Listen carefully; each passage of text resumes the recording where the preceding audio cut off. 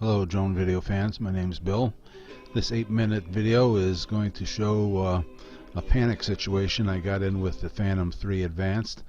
We decided to do a little neighborhood shoot where we're going to fly out about 1.6 miles and back, sort of similar to flights I've seen my buddy DJ Soulforce do on his channel, where he was inspecting his neighborhood and flying back to his house from where he was flying at his field and such flights like that. So we took off and went up to about 360 feet altitude and are flying over formerly Madison Country Club. Now it's just a public course after the country club's building got burnt down by some arsonists. The club and the course is over 100 years old. And what concerned me about going out this distance to the intersection that we're going to be heading towards is the fact that we're going to have to be passing over some very high power electrical transmission lines. These transmission lines start at a peri-nuclear power plant, which is about 4 miles to our west, and they're pushing over 200,000 volts through some transmission lines which we're coming up on, and sending that power to New York State. I'm not sure why we need to provide New York State with Ohio electricity, but that's how things are on the grid. I guess everything is tied together. Anyways, we're coming up on the transmission lines. I was watching things very closely to make sure that I wasn't going to get any glitches or anything like that, because there's a lot of EMI, electromagnetic interference, that comes off of these transmission lines. As a matter of fact, they even say that it's a hazard to human health. So you notice that the whole area is cleared underneath these transmission lines. So we get past them here, and I'm thinking, well, great, I'm golden. Okay, we're coming up on a super Walmart here that has a auto center and grocery store and everything from soup to nuts in it, and they have their big parking lot, and just beyond their parking lot is a smaller little mall that it's got lots of different stores in it. And then the intersection that I was heading to, which is a very busy intersection here in Madison, it's Green Road and Route 20. And beyond that is Green Road Farm. But we're coming up on the intersection, and I'm thinking everything is going great. I got full bars on signal and on FPV signal, and we get to this point and decide to make a turn to the west so I can look to the west down Route 20 and see the peri-nuclear power plant. As soon as I made this turn, now you have to remember the antennas in the Phantom 3 Advanced are located in the landing gear. There's 2 of them, and once you turn, the orientation gets screwed up. And at this point, I have no bars on my display, no transmission bars, no FPV bars. The battery's showing 0 volts.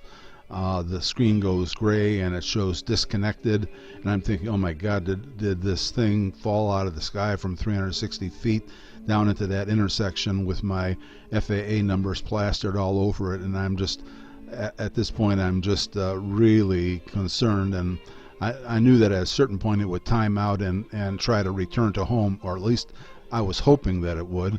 And pretty much that's what had happened here. It turned by itself, and now it went into automatic return to home. I still do not have video or any signal at this point.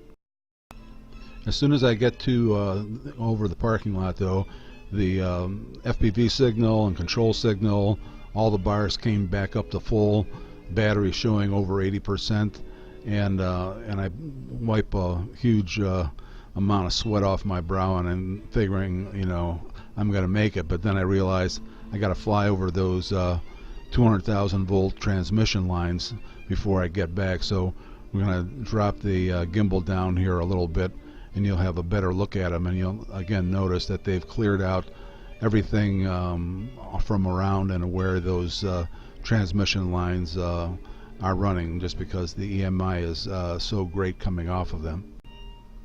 Well, we're going back at the nominal 22 miles per hour that's in the return to home mode, and I figured that once we got past those transmission lines that we were golden and we would be okay. I had never tried going past any kind of transmission lines like that before, and I don't think I'll be trying that again.